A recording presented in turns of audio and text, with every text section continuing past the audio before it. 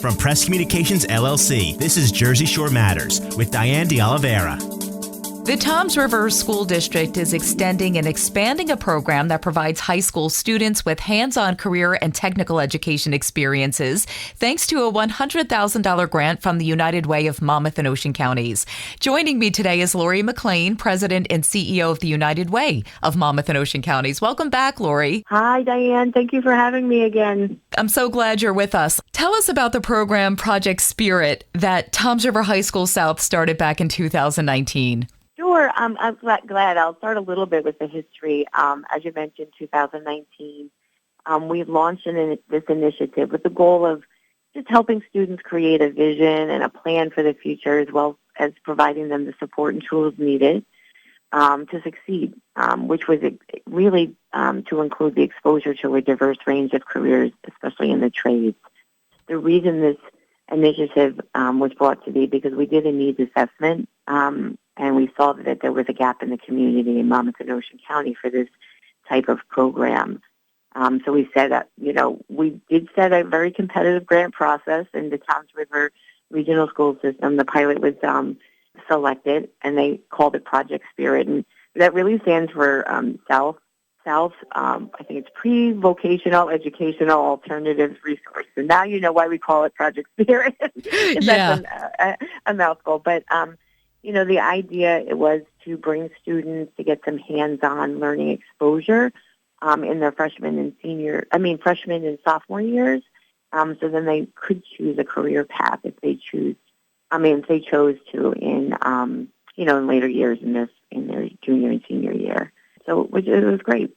So you mentioned a little bit about it's a competitive process for these grants, and this was started 3 years ago? Yeah, so we did in 2019, we did the first grant, and I have to say they started out, in the first year, they really built out just the space in their school, and why we were building out the partnership. And unfortunately, back in March of 2020, there was a transition due to COVID, but I will say that the school system worked with us to make sure that the program continued during COVID and virtual learning, and the students really did a lot of work within the school itself, like projects like renovating the bleachers and cafeteria and hallways.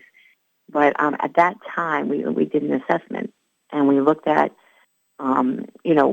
even though it was impacted by COVID, some of the success stories that came out of it were things that we weren't thinking about. These kids, the students, I should say, were at-risk students, meaning that there was a real history of cutting classes and tardiness.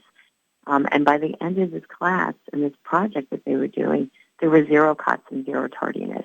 So we knew that we had something, pretty extraordinary to give the confidence to these students to stay on board.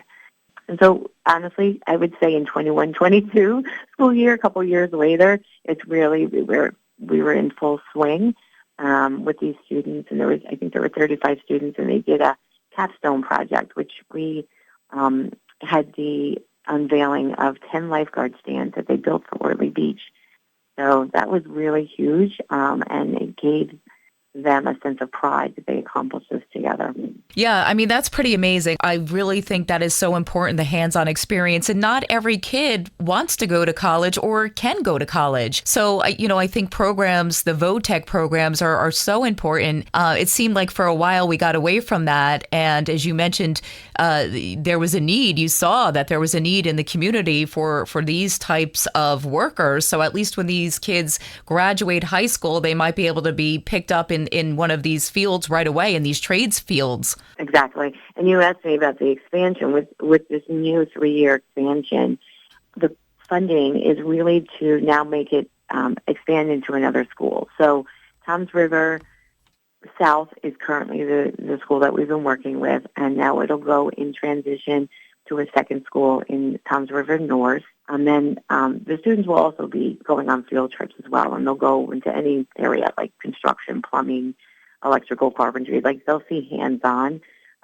again, so they get a little bit more exposure as well. And then the nice thing about that and the partnership that we've built with Toms River has been amazing, and that they're helping us build out like a best practice with us and they will be the support with us when we go to the next school system. That they will learn and they will help focus, and it's paying it forward, which is like you can't ask for anything more, in that area. So, which is great. Yeah, I just want to remind our listeners, this is Jersey Shore Matters. I'm your host, Dianne DeOliveira, and I'm speaking with Lori McLane. She is the president and CEO of the United Way of Monmouth and Ocean Counties, and we're talking about a $100,000 grant that the United Way gave to the Toms River School District to extend and expand a program that helps students with hands-on career and technical educational experiences for trade jobs such as electrical work, plumbing, woodworking, design, and things like that. Lori, are there other districts that do programs like this that the United Way helps? You know what? We are actually in negotiation right now and looking at other school districts that we would like to expand into. And so that is, while this is currently going on, we're always looking to move forward. So we do not have another school currently right now, but that's what the next phase is. We're taking it from a pilot program and looking for expansion. What other types of grant programs does the United Way offer? So most of it, for those who don't know, our mission is really to bridge the gaps for education, financial stability, and health. And then we also have an area where we deal with basic needs. So a couple of programs just to kind of highlight under education, we talked about Project Spirit.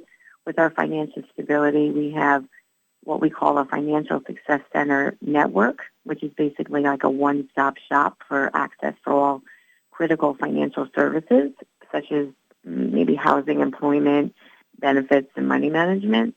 And then under health, we really try to look for different initiatives for increasing access to primary care for local youth.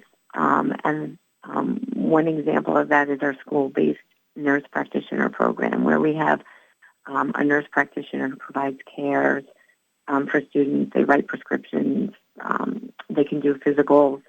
And it really is to help reduce student absenteeism and that parents don't have to miss work because we bring the nurse directly to them. I'm really excited. The last thing that we really have been focusing on, and it came out of the pandemic when it's providing those basic necessities to help struggling families and seniors who to help them expand, or I should say extend their limited income. I think some people might be aware that we've done a Warmest Wishes coat drive for the last 10 years, and that's giving out brand new coats to different schools, and I think we've expanded into 57 schools currently in Monmouth and Ocean County with that. The need is so great. And then we started doing personal hygiene bags and senior comfort bags. And basically those are full-size branded shampoos and conditioners, body shampoo, body washes, feminine hygiene products, all those products that you cannot get and they're not covered by government assistance, such as SNAP, or like some people might know it as like a food stamp. So when people have to worry about putting food on their table and stretching their dollars, we are trying to help provide those hygiene products that are so costly right now. Yeah, I think a lot of people don't realize that they're not covered under those benefits. Mm-hmm. I mean, since 2000, I think November in 2020 when we launched that program, we have given out 83,000 products. It's just amazing.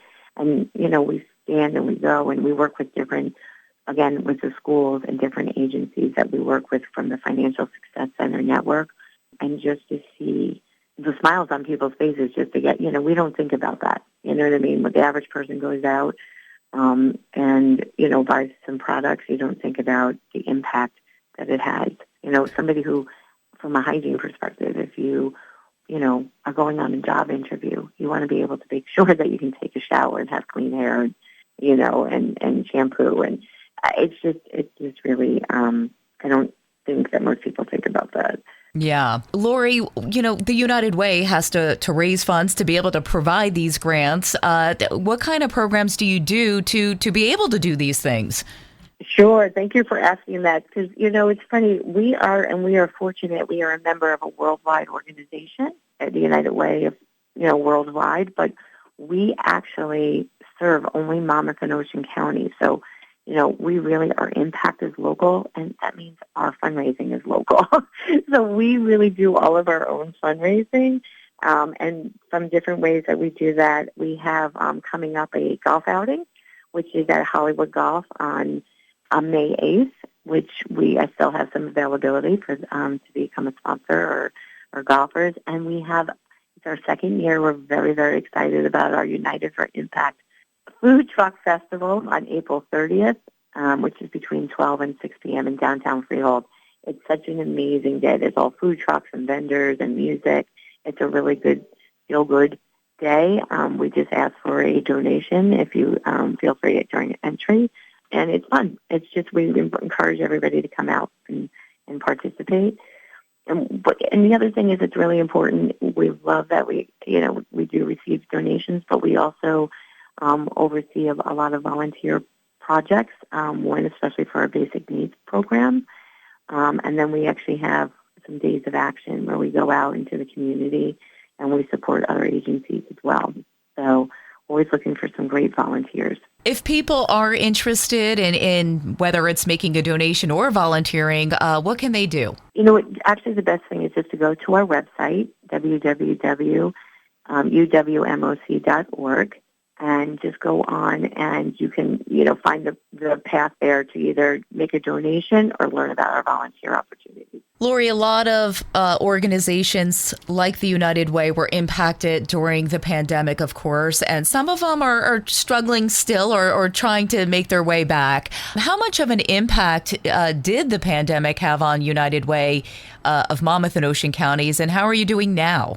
So thank you for asking. We managed to get through, and we really we were in the middle of what we called an impact working group, like really a strategic plan at the time, and it kind of made us stop and look and prioritize where we are, and we just stayed true to who we are. We are definitely conveners. We bring different partners together. I think the big buzzword is pivoting, during the pandemic, and collaboration and. The United Way we focus on crisis time, and as well, and look at things that happen right in the immediate and long term. So we stay true to ourselves. I could say that the funding was different, but we tried to utilize our funds the best way that we could, and we came out on the top. We are still moving in the right direction. So thank you for asking. Glad to hear that. Lori, we are almost out of time. Is there anything that you would like to add about the United Way of Monmouth and Ocean counties that we left out? Yeah, you know what? I just really, if anybody has an interest, especially, if you're not aware of what we do, we always encourage people when we have different opportunities to have somebody just even comment and look and attend one of our events, not even just a fundraising event, but again, these volunteer opportunities to really see with the impact that we have in the local community. It's the best way to get in, to really understand what we do. Lori, I'll have you give out the contact information one more time. Sure. It is www.uwmoc.org.